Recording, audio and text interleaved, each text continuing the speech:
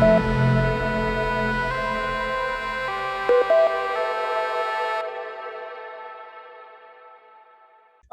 so the health nugget today is home remedies for burns, right? Being burned is not usually a nice thing. And many of us have experienced it sometime or the other in our lives. But before we get into this health nugget, I want to give a disclaimer. First of all, I'm not a medical doctor, right? All information is intended for your general knowledge only and is not a substitute for medical advice or treatment for specific medical condition. The information being presented have not been approved or verified by the FDA. So please check with your doctor before implementing any new health recommendation. Now, there are several levels of severity of burns, right? So there is first degree burn. First degree burns are considered the least severe. It's only affect like the outer layer of the skin. It's usually cause only like mild pain, redness, and swelling. Then there is second degree burn.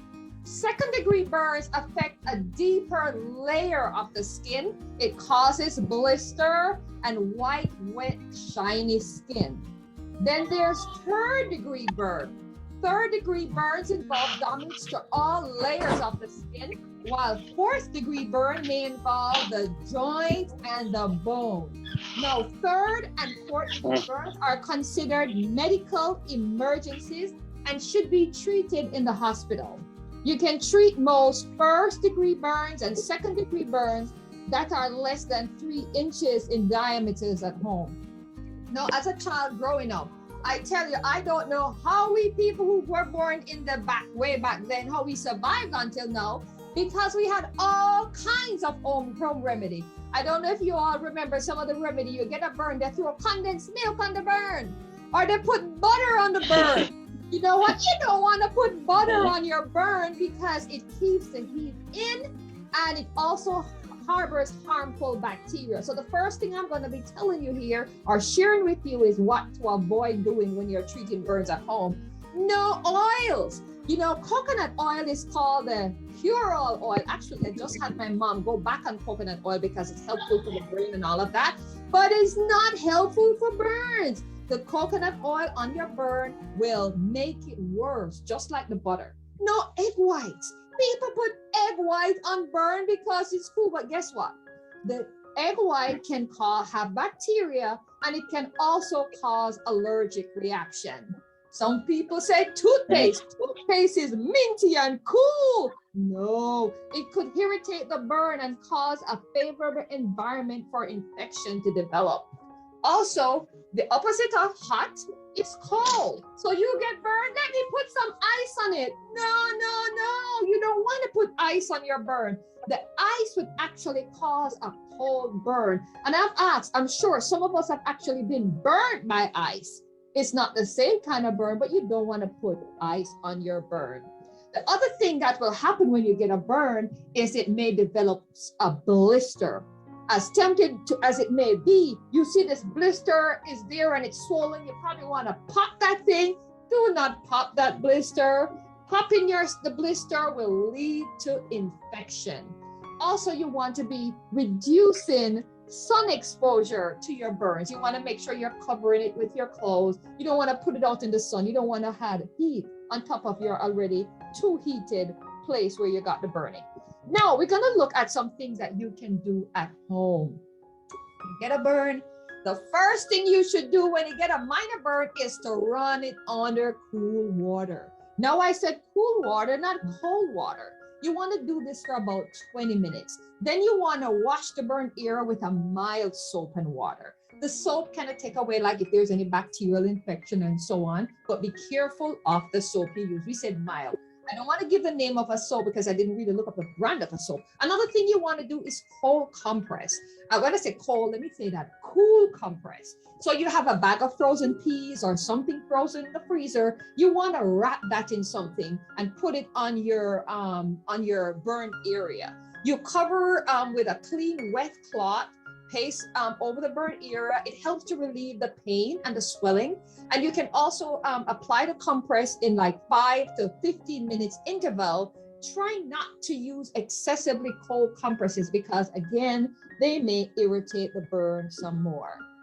Then the wonder plant, aloe vera. If you don't have aloe vera, you need to get yourself some aloe vera. It grows in almost any condition. It can grow inside of your home.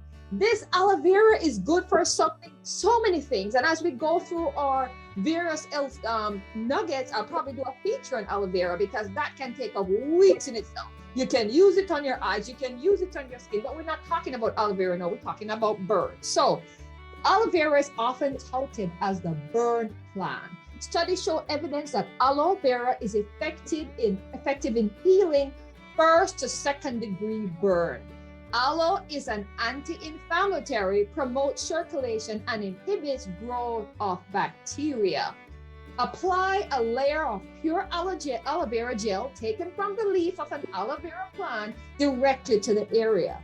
If you buy aloe vera in the store, make sure it contains a very high percentage of aloe vera.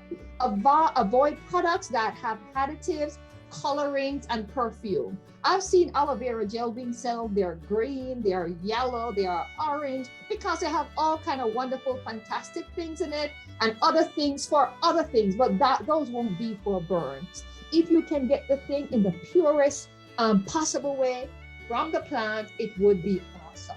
Then honey. Honey is sweet. The Bible talks about honey. Oh, it is good. Honey is not just delicious and tasty.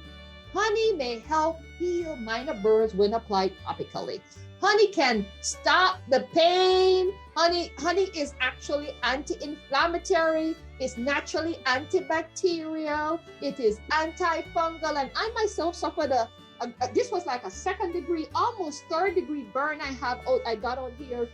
It's not a tattoo. I got it from my wood burning stove. A little spot and the thing just wouldn't stop, and it was just getting bigger and bigger. And even when it was away, it was like my skin was frying. Put it under the warm water, the cold water, the tap water, run it for a while, and then I started using honey. At one point, looking at how terrible the thing is, the thought came in my head, I probably need to go to the doctor. But you know what? I'm going to use God's remedy. And I'm telling you, the Lord blessed it. All these health remedies and these natural things, they have no power in and of themselves. We know that the power of healing comes from God, who we rely on. And He gives us wisdom how to use the things that He has created to help us. There is coming a time when every earthly support will be cut off, right? There's going to come a time when we can run to the hospital and run to the clinic and run to the doctor, and we need to know how to treat different things that will happen to us, how to treat them for ourselves and for our family, and how to help our neighbors. The health message is the right arm of the gospel. It is the health entering wedge. It is one way to, we see our neighbor having some issue. Oh, my daughter got burned. Let me come over with some honey. And you're talking and they see how well that's healing. Who knows? You can tell them about the sweetest name ever as you're sharing about one of the sweetest products ever.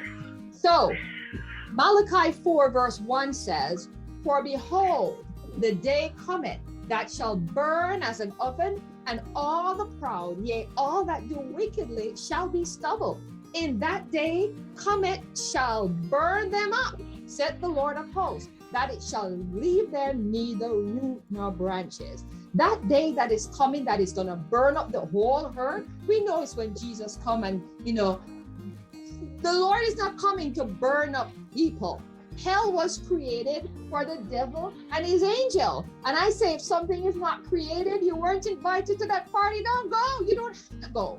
He's coming to destroy Satan and his angels, and he's going to destroy sin. He's going to burn up sin. And whoever holds on to sin in their lives are unfortunately going to be consumed with that sin. I pray that we'll allow the Lord to purge our lives, to burn out every trace of sin in our lives, and that we will reflect the image of His Son perfectly, so that we will be able to go home, to live with Christ, and to live with the Father, and to enjoy the company of angels and of saints. Thank you for listening.